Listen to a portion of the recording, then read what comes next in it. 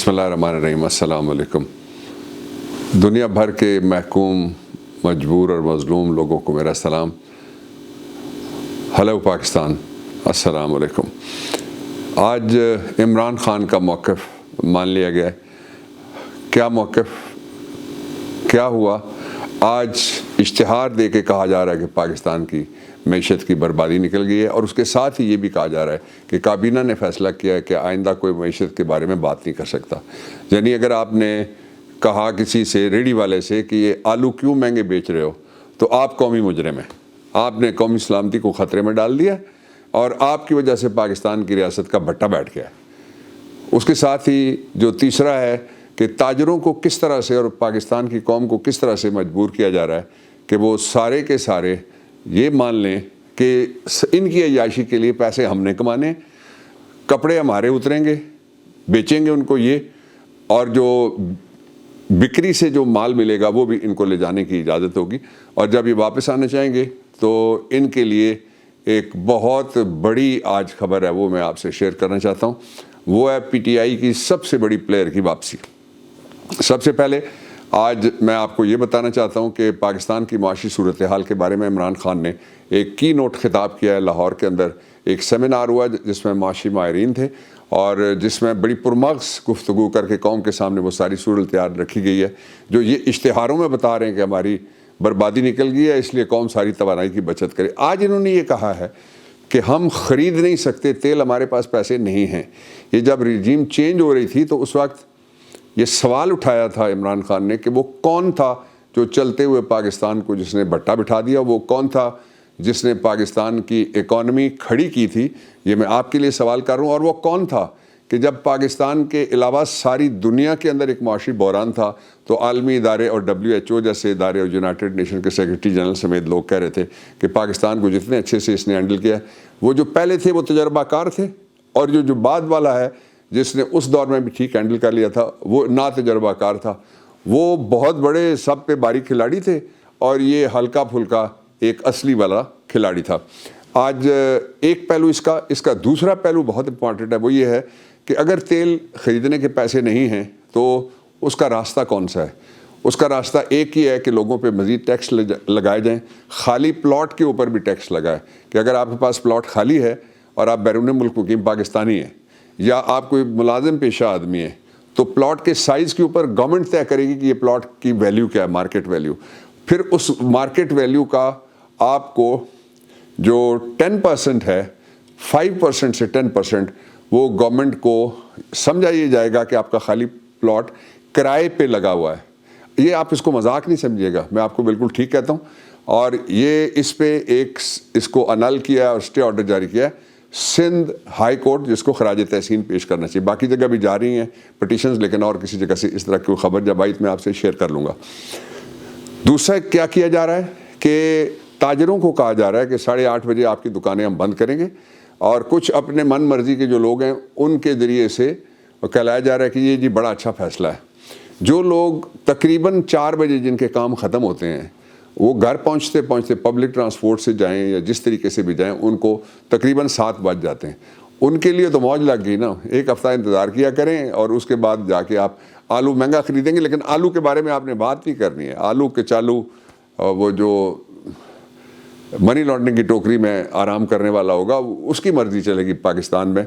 और freedom of expression, पहले ये कहा गया कि फ़लाँ शख्स के बारे में मत बोलिए, फिर के कहा गया फ़लाँ बात मत कीजिए, फिर कहा गया फ़लाँ पोस्ट मत लगाइए, फिर कहा गया कि फ़लाँ तरीके से आप गुफ्तगू कर सकते हैं और बाकी नहीं कर सकते। और अब ये फैसला भी कर लिया गया है कि पाकिस्तान में कोई मईशत के बारे में बात नहीं करेगा।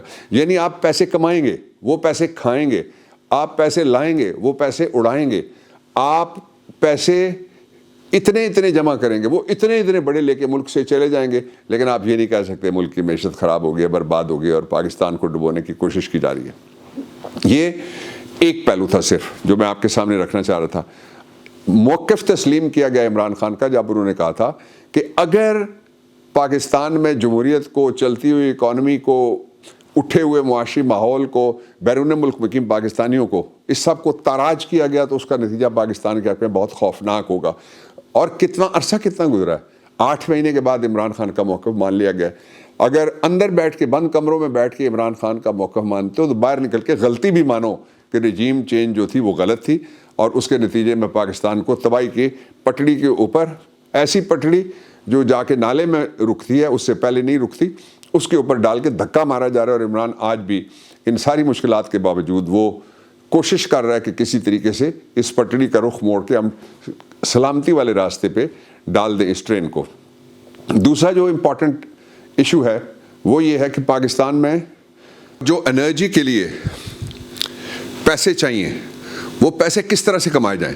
جو ماڈل عمران خان کا ہے اس کے مطابق آسٹیرٹی ڈرائیو شروع کی تھی عمران خان نے اور اپنے اخراجات کٹ کیے تھے. اس زمانے میں سارے اداروں کو کہا گیا کہ اپنے اخراجات آپ کم کریں.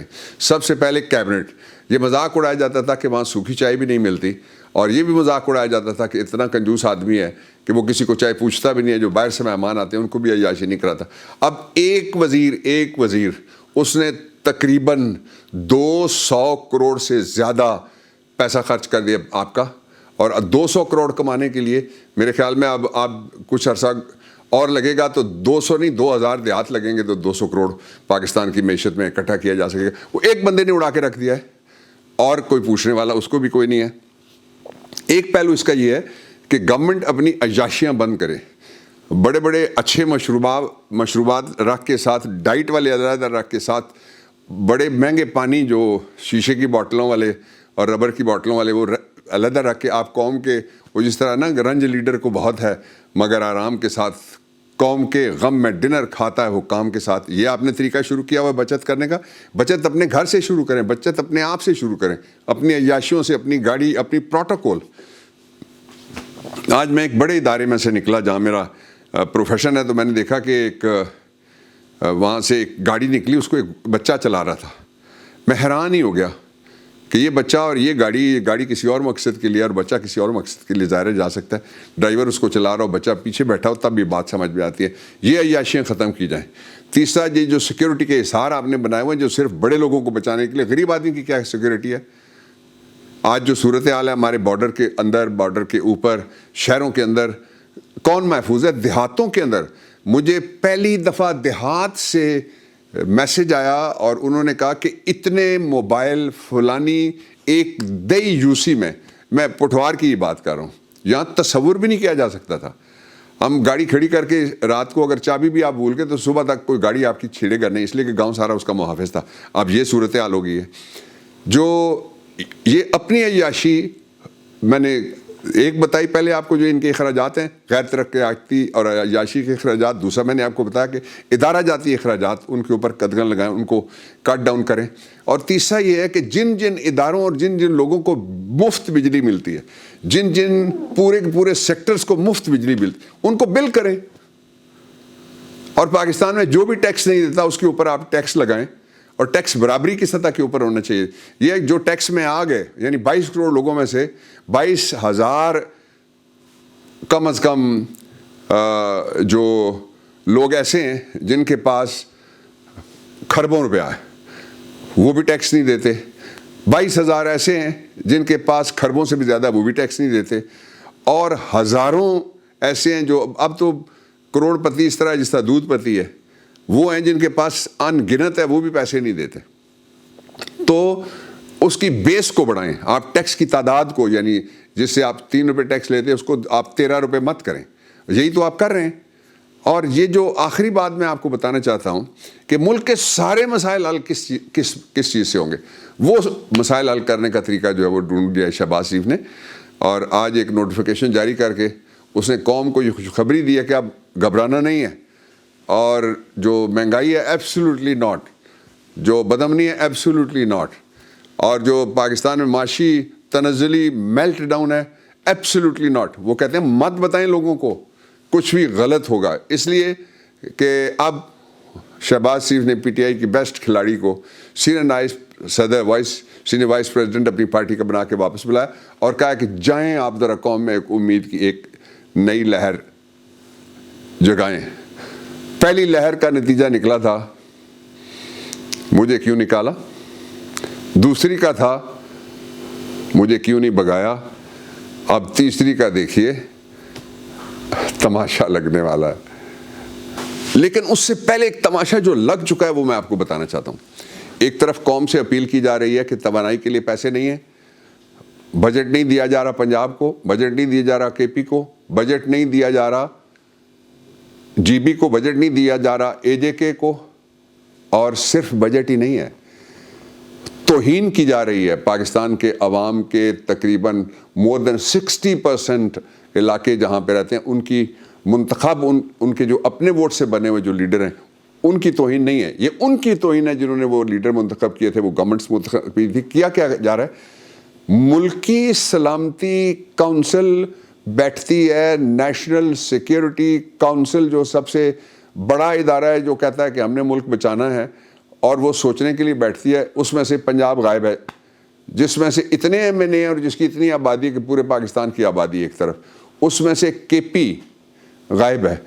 کے پی نے اتنے زخم کھائے, فاٹا نے اتنے زخم کھائے, مغربی بارڈر نے اتنے رنج دیے, وہ وہاں پہ موجود نہیں ہے. ان کی بات کرنے والا کوئی نہیں ہے. ان سارے لوگوں کی جو پنجاب اور کے پی میں رہتے ہیں ان کی نمائندگی کرنے والا کوئی نہیں ہے. تو یہ کون سی قوم ہے جس کی سلامتی کے لیے شہباز شریف اجلاس بلاتا ہے؟